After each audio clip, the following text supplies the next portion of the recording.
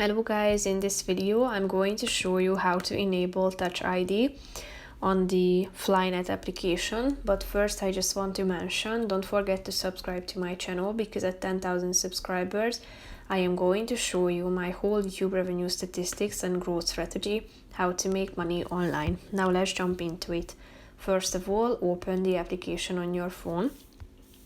After that you should enter your PIN code if it is enabled. And after that, tap on this user settings button down below in the right side corner of the screen. Then you should go to the user preferences section and then click on the second button that you can find here, use Touch ID.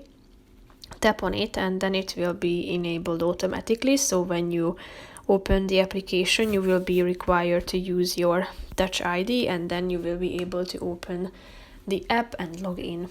So if you want to disable it, just come back to this section and then tap on this button in the right side and it will be disabled.